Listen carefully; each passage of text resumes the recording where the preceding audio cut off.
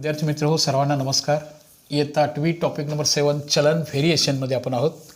कालच्या तासाच्या वेळेला 7वीचं रिलेशन कसं आहे, 7th स्टँडर्डचं 8th बरोबर कसं आहे, व्हेरिएशनची पार्श्वभूमी आपण निर्माण करून घेतली.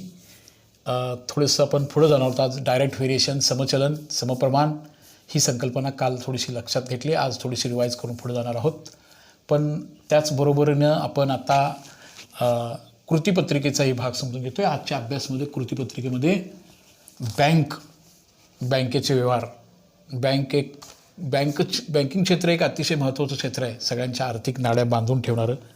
कोरोना काळातसुद्धा बँकिंग क्षेत्र बंद नव्हतं, लक्षात घ्या. ह्याची आठवण मी करून देतो आहे. फार कमी दिवस बँका बंद होत्या. मेडिकल क्षेत्र आणि बँकिंग क्षेत्र बंद करून चालत नाही. सगळ्या आर्थिक व्यवहार, सगळं व्यवहार जे आहेत ते बँकेशी किती निगडीत आहेत तुम्हाला सर्वांना माहिती आहे. ह्याची आठवण तुम्हाला एवढ्यासाठी करून देतो आहे की एकदा करस्पॉन्डिंग बँकेला भेट द्या. आता हल्ली तुमचीसुद्धा बऱ्याच मुलांची खाती काढलेली आहेत, पप्पा मम्मीची खाती आहेत. बँकेला भेट दिल्यानंतर बँकेमधले खात्यांचे प्रकार बघा. पप्पा मम्मीबरोबर बँकेत गेल्यानंतर तुमच्याही मनामध्ये एखादी कल्पना निर्माण झाली पाहिजे. बँकेचा अधिकारी, बँकेमधला असणारा क्लार्क होण्यासाठी कोणतं शैक्षणिक पात्रता लागते. निश्चितपणे तिथंसुद्धा गणित चांगलं असावं लागतं. गणिताचा भाग आहे, आकडेमोडीचा भाग आहे. गणित आपलं चांगलं असावं लागतं. त्यातली एक स्पर्धा परीक्षा आहे, तिथं जॉब कसा मिळवायचा हेही तुमच्या मनात निर्माण यावं. बँकिंगच्या परीक्षा कशा असतात ते आता ह्या 8वी 9वी 10वीच्या काळातच तुम्हाला ते माहिती असावं. आजच्या तासिकेमध्ये ह्या कृती जे आपण पत्रिका तुमच्यासमोर आहेत, आज ज्या पेपर सॉल्व करणार त्याची माहिती वाचा. त्याला थोडीशी मदत आपण अगोदर करतो आहे. तुम्ही तेही काम करायचं आहे आणि हळूहळू पुढं पण जायचं आहे. हळूहळू 8th स्टँडर्डमधला काही भाग आपण समजून पण घ्यायचा आहे. 7वीच्या भागामध्ये बँकिंग क्षेत्रामधले चालू खाते, पैशाची देवघेव करता येण्यासारखं मोस्टली व्यापारी वर्ग याचा वापर करतात. चालू खातं, दररोज पैसे काढणे, भरणे, दररोज बँकेशी संपर्कात येणारे भरपूर लोक आहेत, त्यांना ते खातं उपयोग पडतं. बचत खाते, चालू खात्याला व्याज नसतं, व्याज मिळत नाही. बचत खात्यामध्ये सेविंग अकाउंट काढलं की त्याला बँकेच्या प्रमाणामध्ये ते किती दिवस शिल्लक बँकेमध्ये पैसे त्याच्यावरती व्याज थोडंफार मिळतं. आवर्ती ठेव खाते, 3 महिने, 6 महिने, पुन्हा म्हणजे किंवा महिन्याला एक विशिष्ट रक्कम भरली जाते. तिथं वर्षाची रक्कम भरली जाते. मुदत ठेव, त्याची जर बहुतेक मुलामुलींना तुम्हाला माहिती आहे आपल्या फ्युचरसाठी, पाल्याच्या फ्युचरसाठी आईवडील एफ डी करून ठेवतात. 6 वर्षे, 5 वर्षे, 5.5 वर्षे, आता 7 वर्षे वगैरे होते. आणि ते पुन्हा त्या मुलांच्या फ्युचरला उपयोग पडावेत म्हणून ते ठेवले जातात. ते आवर्ती ठेव खाते, बचत, त्याचे एक सर्टिफिकेट असतं बघा, 5 वर्षांतर या, 6 वर्षांतर या. हे खात्यांचे प्रकार त्या बँकेमध्ये आहेत. याची ओळख असावी, याचा उपयोग. आपण बऱ्याच गोष्टीकडे नीटसं काळजीपूर्वक बघत नाही. ते बँकिंग क्षेत्र आणि गणिताचा किती मोठा सहसंबंध आहे लक्षात ठेवा. आकडेमोडी कसली आहे नाही बँकेमध्ये, एक फिगर चुकून चालणार नाही, निष्काळजीपणा जरासुद्धा चालणार नाही. त्यासाठी गणित निश्चित चांगलं पाहिजे. लक्षात आलं का? गणिताचा सहसंबंध फार जवळचा आहे बाळांनो. तुम्ही नीटपणे एकदा बँकेचं पासबुक पण बघा. पप्पांचं असेल, मम्मीचं असेल, तुमचं NNMSचं असेल, ते कसं भरलं जातं बघा. शिल्लक रक्कम कुठं आलेली असते, याचाही भाग आपल्याला पुढच्या तासिकेच्या वेळेला तो डिटेलमध्ये बघूया. नीटपणे नाही बघितलं तर बऱ्याचसाच आपला चुका होत जातात आणि त्यामुळं ते नीटपणे बघायला शिका. असं हे बँकिंग क्षेत्राची ओळख आजच्या तासिकेमध्ये आहे. आता कालच्या तासिकेपासून पुढं जर असं जाऊया, समचलनाचा भाग, चलनाचं विधान कसं मांडायचं, ते कसं आणायचं तर बघूया. 7.1मध्ये आज आपण जातो आहे. तासिका नंबर 2मध्ये चलन ह्या धड्यामध्ये 7.1 प्रॅक्टिस सेट 7.1मध्ये जाऊया. बघूया जरासं प्रॉब्लेम काय आहे बघा. आता तुम्हाला थोडीशी मदत करायची पण आहे आणि मग कृतीपत्रिकाही सॉल्व करायची आहे. तो ॲट अ टाईमचा भाग होतो. चलनाचे चिन्ह वापरून लिहा. चलनाचे चिन्ह वापरून लिहा. चलनाचं चिन्ह कोणतं आहे त्याची थोडीशी ओळख झाली. अजून परत एकदा रिवाईज करून घेणार आहोत त्याला. चलनाचे चिन्ह वापरून लिहा. Write the following sentence by using symbol of the variations. तुम्ही त्याचं चिन्ह वापरा आणि ते विधान मांडा, असा भाग आहे. Circumference C of circle is directly proportional to the radius. वर्तुळाचा परिघ हा त्रिज्येशी समप्रमाणात असतो. परिघ हा त्रिज्येच्या समप्रमाणात असतो. परिघ सर्कम्फरन्स आणि हा मग परिघ हा त्रिज्येच्या समप्रमाणात असतो. परिघ सर्कम्फरन्स आहे C आणि त्रिज्या त्याचा आहे सिम्बॉल आर, रेडियस, आणि समप्रमाणात असतो म्हणजे याचं चिन्ह पण असं करतो. हे चलनाचं विधान. समीकरण अजून भाग पुढं हे चिन्ह जाणार आहे आणि कसं तयार होणार आहे बघूया. सेकंडमध्ये जाऊया. गाडीमध्ये भरलेले पेट्रोल एल आणि कापलेले अंतर यांच्यामध्ये निश्चित समचलन असतं. पेट्रोलची संख्या तुम्ही वाढवलं, पेट्रोलचं लिटरचं प्रमाण वाढवलं की जास्त अंतर कापणार, ॲव्हरेजनुसार ते गाडीचं बदलत जाणार. Petrol L in car and distance travelled by the R in direct variation. Petrol in litre and distance म्हणजे अंतर, litre is directly proportional to the distance D. हे चलनाचे विधान, चलनाचं विधान चिन्हामध्ये वापरून लिहा. हे समप्रमाण. इथं काय होतं बघा, परिघ हा त्रिज्येच्या समप्रमाणात आहे आणि लिटर पेट्रोल किती लिटर घेतला ते त्या कापलेल्या अंतराशी समप्रमाणात आहे. पेट्रोलचं लिटर वाढवला की तुमचं गाडी जास्त रनिंग करणार आहे, म्हणजे त्याच्या समप्रमाणात आहे. हे क्लिअर आहे. कालच्याही तासामध्ये आपण ह्याचं एक उदाहरणही सोडवलं होतं. त्याची थोडीशी लगातारपणे एक सलगपणे सगळी व्याख्यान्स तुम्हाला ऐकण्यासाठी, सलगता असण्यासाठी चॅनल सबस्क्राईब करा आणि म्हणजे तुम्हाला समोर हे सगळे लेक्चर्स ॲट अ टाईम तुम्हाला बघता येतील. ओके. हां, सफरचंदाची किंमत आणि सफरचंदाची संख्या यांच्यामध्ये समचलन आहे, यावरून ही सारणी पूर्ण करा. सफरचंदाची संख्या आणि सफरचंदाचं किंमत याच्यामध्ये ही जी संख्या आहे हे तुम्ही काय करा की पूर्ण करून घ्या. याच्यामध्ये त्यांनी सांगितलं हे डायरेक्ट व्हेरिएशन आहेच, समचलन आहेच, आणि तुम्ही ते सारणी पूर्ण करा. चला तर मग सिम्बॉलिकली हा मिनिंग होतं. सिम्बॉल म्हणजे चिन्हात ह्या संज्ञा, समप्रमाणचं चिन्ह ह्याचा स्वीकार करूया आणि मग थर्ड एक्झाम्पलमध्ये आपण जाऊया. हां, एक कोष्टक दिले बघा असं.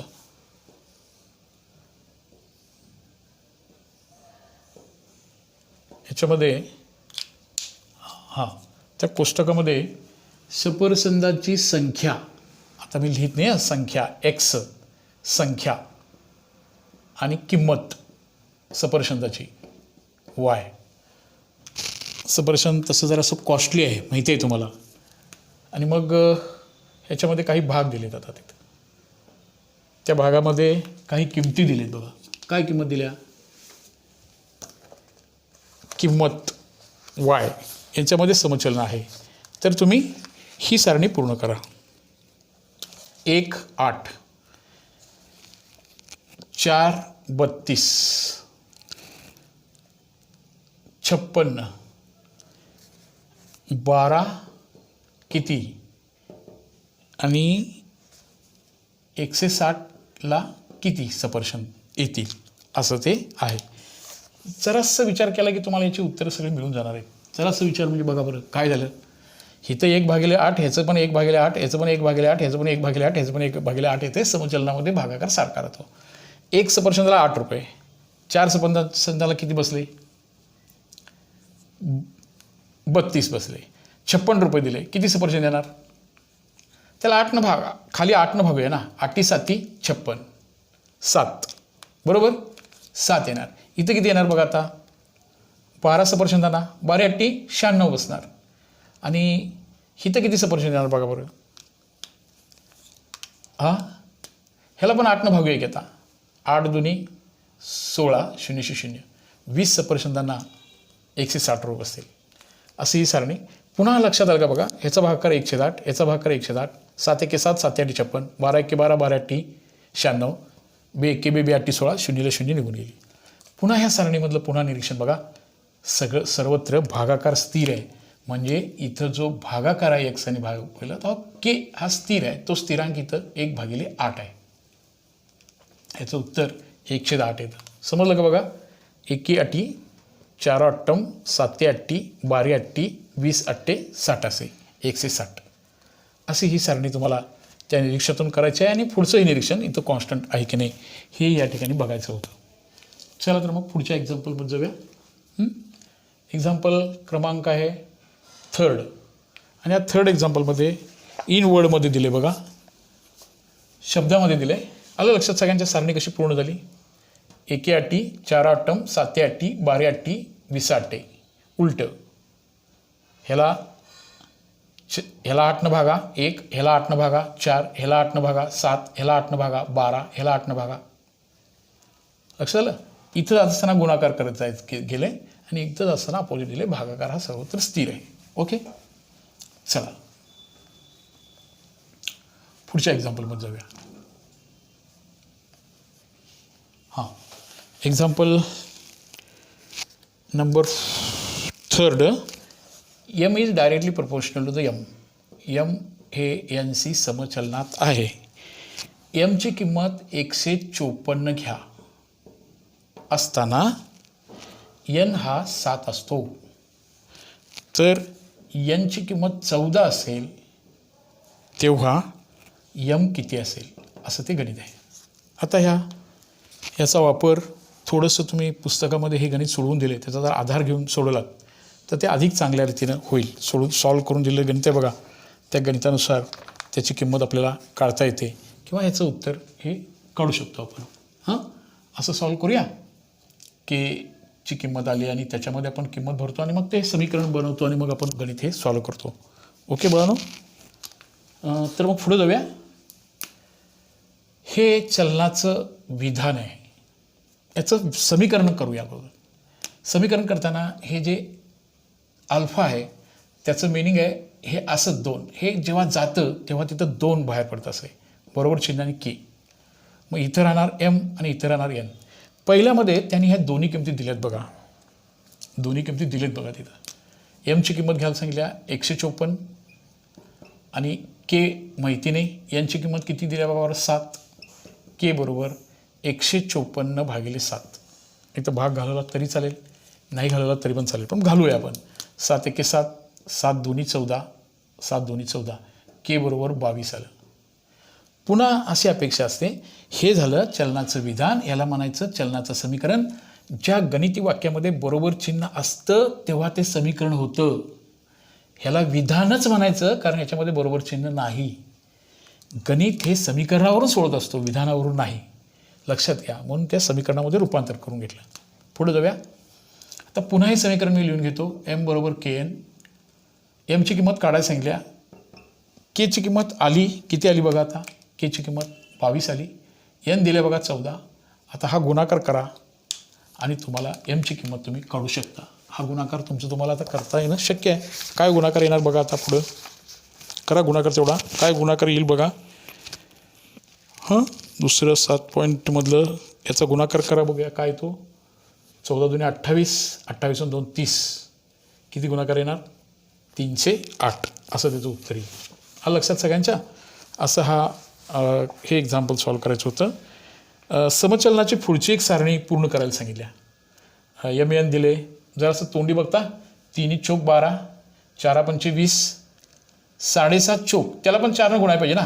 3 एके 3 चोक 12, 4 पंचे 20, 7.5 चोक, 6 चोक 24 आणि 2 26. 6.5 गुणिले 4 करा. आता 28ला 12ला 4 भागल्यावर उत्तर 3 येते. मग 28ला 4 भागा 7 उत्तर येणार आणि 1.25 चोक 5 उत्तर येणार बघा. खाली जात असताना M आणि N मध्ये 3 चोक 12, 4 पंचे 20, 7.5 चोक 26, 7 चोक 28 आणि 1.25 चोक येणार आहे. किती उत्तर येणार बघा बरोबर, 5. ह्याची उत्तरं परत एकदा कन्फर्म करून घ्या. 7, 26 आणि 5 असं उत्तर तिथे येणार आहे बघा. 26 कसं आलं लक्षात आलं तुमच्या. 6.5 गुणिले 4 करा, 6 चोक 24 आणि वरच्या अर्ध्याचे 2 असं करून ते 26 होणार. तुम्हाला ती सारणी पूर्ण करता येईल. मगाच्या वरच्यासारखीच आहे. 8 न गुणलं होतं. आता इथं 3 एके 3, 3 चोक 12, 4 एके 4, 4 पंचे 20, 6.5 गुणिले 4, 28ला 4 न भागूया म्हणजे उत्तर 7 येईल आणि 1.25ला गुणिले 4 करूया म्हणजे तुम्हाला ती सारणी पूर्ण करता येईल. तुम्ही ते जरूर करा. अजून एक प्रश्न आहे बघा, क्वेश्चन नंबर 5वा प्रश्न कसा आहे बघा. y हे एक्सच्या वर्गमूळाशी समचलनात बदलते. तुम्ही ही सारणी पूर्ण कराल अशी अपेक्षा व्यक्त करतो. y हे एक्सच्या वर्गमूळाशी समचलनात बदलते. x 16 असेल, y 24 असेल तर स्थिरांक काढा आणि चलनाचे समीकरण लिहा. सोपं समीकरण आहे, सोपं आहे गणित. जर असं नीटपणे वाचूया, सांगितले तसं करूया. बघा बरं काय सांगितले बघा. वाय हे Y varies as directly variation to the square root of x.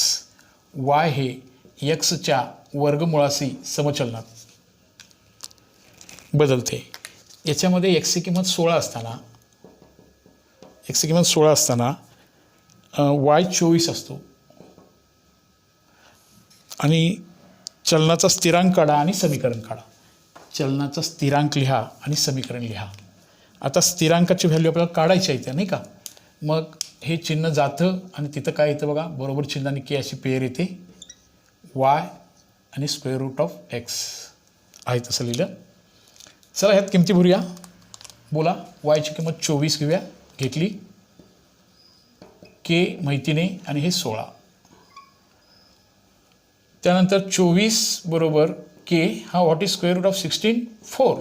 16चं वर्गमूळ 4. त्यानंतर आता 24/4 केची किंमत किती आली सांगा. सांगा बाबांनो, केची किंमत किती येणार. बोला जरासं. हां चल, केची किंमत किती येणार काढा उत्तर. कोण सांगते बघूया.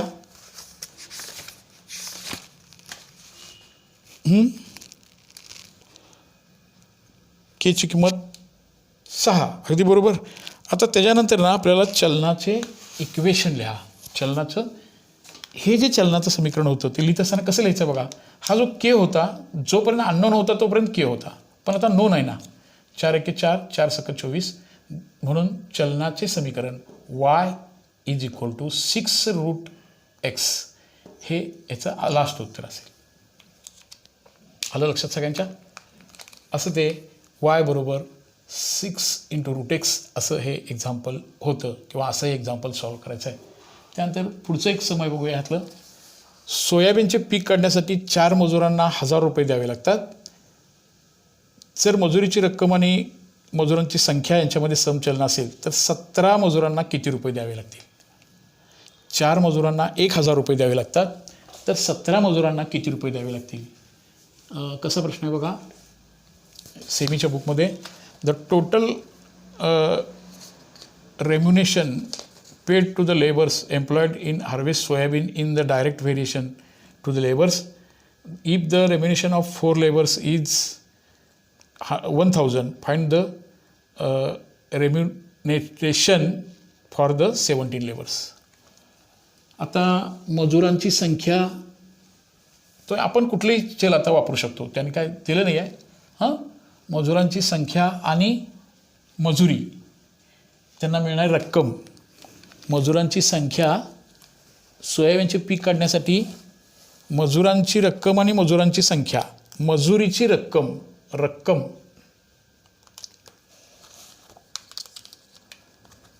मजुरीची रक्कम मजुरी रक्कम पैसे आणि मजुरांची संख्या यांच्यामध्ये समचलन आहे. रक्कम अमाऊंट तुम्ही कुठले शब्द घ्या. पॉलिनॉमियल पी मुद्दल त्याला द्यावी लागणार रक्कम म्हणतो मी. P proportional to the number संख्या यांच्यामध्ये समचलन आहे. पी बरोबर काय होणार सांगा बरं. के एन. पुढं मजुरीची रक्कम आहे 1000. के माहिती नाही. एन किती आहे सांगा बरं. 4. केची किंमत किती आली सांगा. 1000/4. तसंच ठेवा किंवा भाग घालवा. आता 17 मजुरांना किती रुपये द्यावे लागतील. परत काय करायचं बघा. हेच इक्वेशन घेणार. पी बरोबर के एन. रक्कम किती ती माहिती नाही. केची किंमत किती घेऊया. 1000ला 4नं भागा किंवा आहे तसं लिहा आणि हे 17. आता भाग घालूया. हां 4 1 4 4 2 8 4 5 20 250 आलं.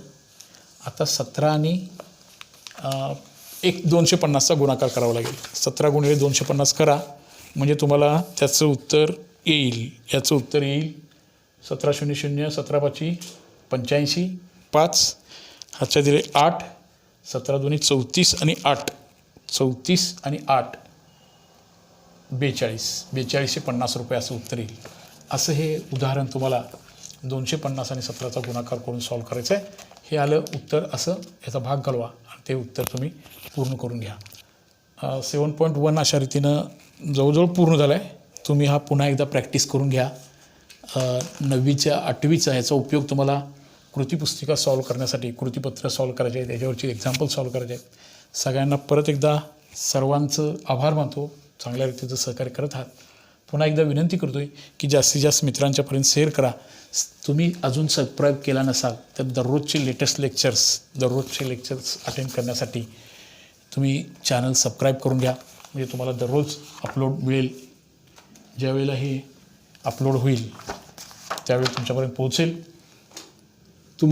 हे जे काम चालू आहे, ह्या कामाला मला जी टीम मदत करते त्यांचा कॉन्फिडन्स वाढवण्यासाठी सबस्क्राईबची गरज आहे. तुम्ही सर्वजण चॅनल, आमचं गणित मैत्री हे चॅनल यूट्यूबवरचं असेल, टेलिग्रामवरचं असेल, तुम्ही सबस्क्राईब कराल अशी अपेक्षा व्यक्त करतो.